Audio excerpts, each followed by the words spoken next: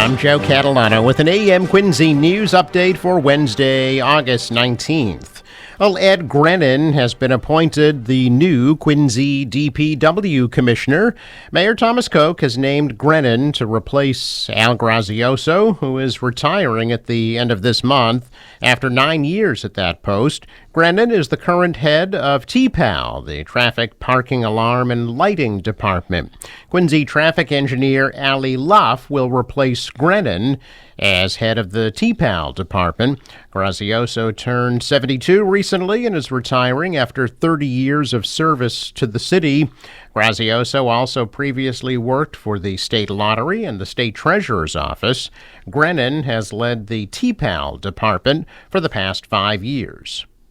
2 real estate companies will pay a total of $500,000 to the City of Quincy Affordable Housing Trust Fund after the Attorney General's office found that their merger had an adverse impact on renters. Avalon Bay Communities and Equity Residential agreed to make the payment and also to divest 2 buildings that they own in downtown Boston. The companies own and operate 6 apartment buildings in Quincy, and state officials said the company's merger reduced competition in Quincy, which can lead to higher rents, worse lease terms, and lower quality amenities for renters. The companies own and operate multiple rental properties across the state, and the Attorney General's office says it will continue to address housing affordability and protect consumers.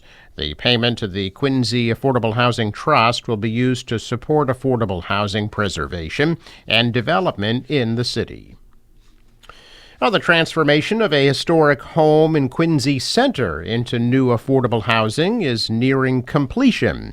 The property on Spear Street is being restored and renovated to create between 8 and 13 housing units for Quincy residents that meet affordability standards. Quincy Mayor Thomas Koch says the project is in the right place at the right time.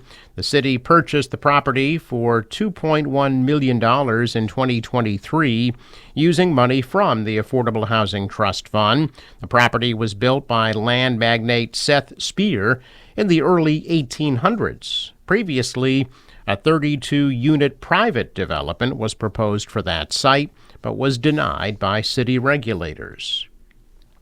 Massachusetts has been added to a growing list of states linked to a multi-state cyclospora outbreak, with 147 cases reported in the state so far this season. The U.S. Food and Drug Administration added Massachusetts and Maine to its list of states affected by the outbreak, which has sickened over 9,400 people across 17 states as of August 13th. Massachusetts has reported 147 cases between May 1st and August 1st, according to the State Department of Public Health.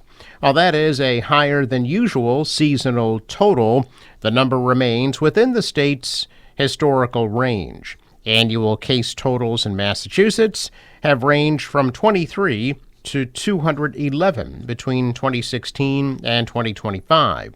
The next state update is expected in early September and will include cases reported through August 31st.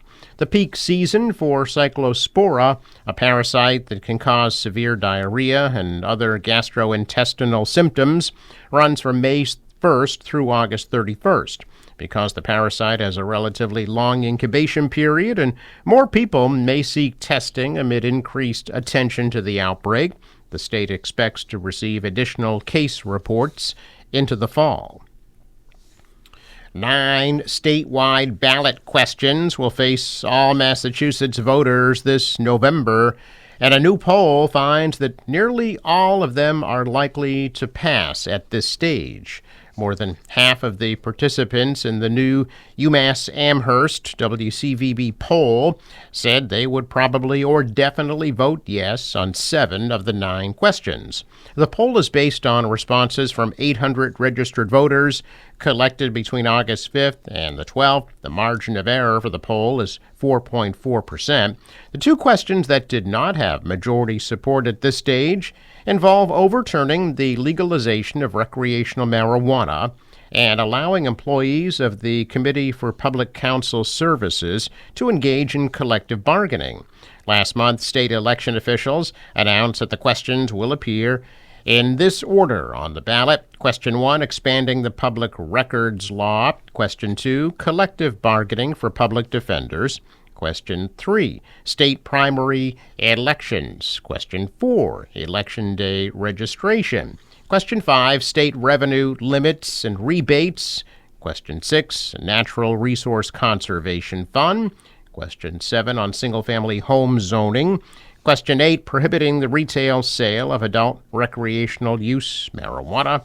Question 9, on firearms regulation.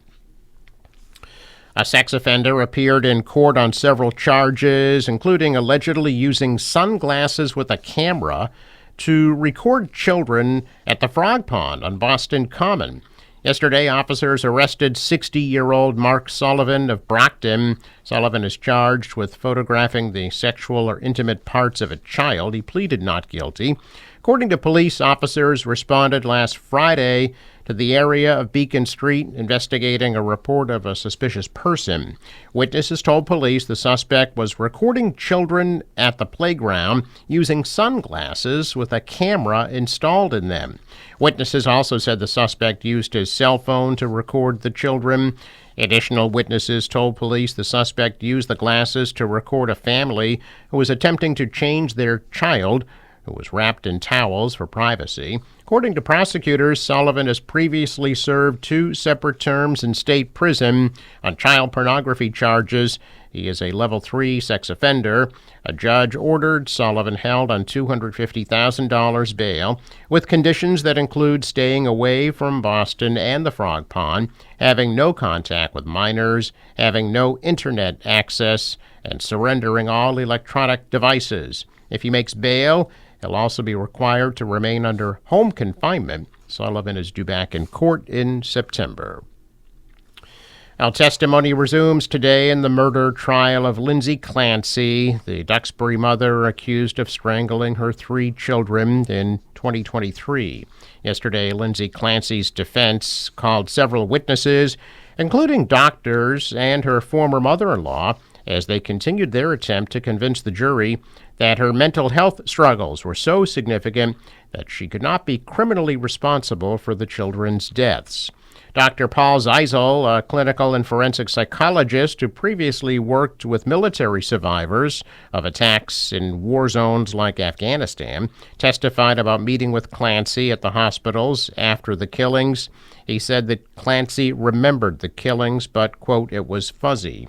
Zeisel also testified Clancy had described hearing a male's voice ordering her to kill the children and then herself. When asked if he had planted that story with Clancy, he responded, absolutely not. Another medical witness called by the defense, Dr. Elizabeth La Posada, a former medical examiner who also testified for the defense in the Karen Reed case. Clancy appeared to be crying as La Posada discussed the injuries she suffered in the suicide attempt, including cutting injuries and an interpretation of how her spine was injured when she fell. Testimony appeared designed to counter the prosecution's suggestion and evidence that minimized the severity of the cuts and raised doubts that she jumped out of the window based on blood on the shingles. Susan Clancy said her daughter-in-law reached out to her in November 2022 and told her she was sad and experiencing insomnia, and she seemed to be struggling with postpartum depression. The testimony continues today in Plymouth Superior Court. The free Wally Beach Wednesday concerts on Wollaston Beach in Quincy continue tonight. Sid Slacks and the Elastic Waistbands performing 70s rock to hip-hop. The free concert begins at 6 p.m. across from the Clam Box. Check of business news. This morning, stocks pulled back. Yesterday, the Dow was down 116. The NASDAQ dropped 355. And the S&P lost 53. Shares also slipped in Asia. The dollar fell. The euro rose. Oil at $91 a barrel. Sports, Red Sox beat the Diamondbacks at Fenway 9-4 last night. They'll wrap up the series at 4 o'clock this afternoon. The National Weather Service forecast for today, partly cloudy, warm and humid, high of 87. For tonight, some patchy fog, low in the mid-60s. An isolated thunderstorm possible tomorrow. Still warm, high of 85. Sunday on Friday, the high of 82. And cloudy on Saturday with a high of 78. For the boater, waves about a foot, southwest winds 5 to 10 knots, high tide 5:07 p.m. Sunrise 5:55, sets at 7:39. I'm Joe Catalano with an AM Quincy news update for Wednesday, August 19th.